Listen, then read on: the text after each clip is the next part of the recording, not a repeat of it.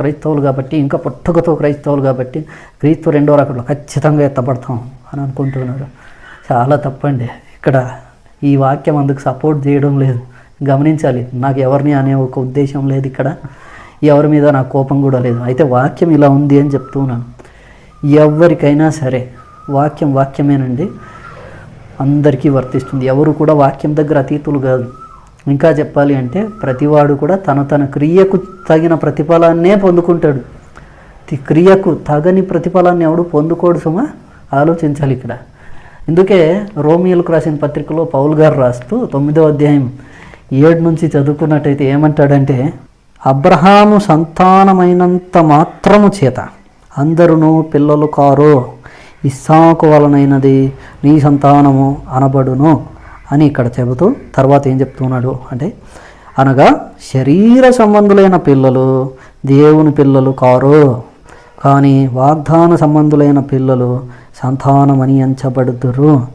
వాగ్దాన రూప వాక్యం ఇదే అంటూ ఇంకా ఆలోచిస్తే ముఖ్యంగా మనం చదువుకోవాల్సిన విషయం 8వ వచనం, 9వ అధ్యాయం 8వ వచనం చూసుకుంటే, శరీర సంబంధులైన పిల్లలు దేవుని పిల్లలు కారు, కానీ ఆ వాగ్దాన సంబంధులైన పిల్లలు సంతానమని ఎంచబడుదురు అని అంటున్నాడు. ఇక్కడ ఆలోచిస్తే అండి, ఇక్కడ మనం చూసుకున్నట్టయితే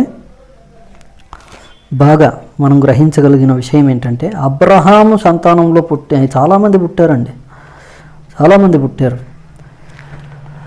అయితే ఆయన కడుపున పుట్టినంత మాత్రాన అందరూ కూడా దేవుడు అబ్రహామును ఏ విధంగా అయితే దీవించాడో, లేదా దేవుని చేత అబ్రహాము ఎంత గొప్ప దీవెన అయితే పొందుకున్నాడో అంత గొప్ప దీవెనను ప్రతి ఒక్క బిడ్డ పొందుకోలేకపోయాడు.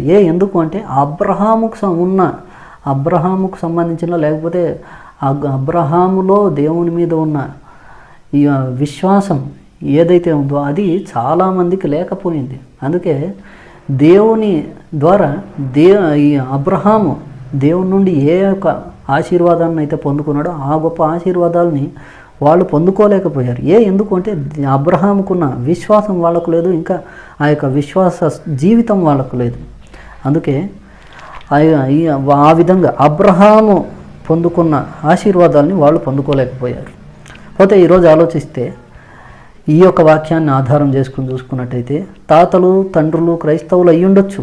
అయితే వాళ్ళకున్న విశ్వాసం నాలో కావచ్చు, లేకపోతే నీలో కావచ్చు, సోదరి ఉంటే అప్పుడే నువ్వు క్రైస్తవురాలు, లేదా నువ్వు క్రైస్తవుడివి కావు, క్రైస్తవురాలివి కావు.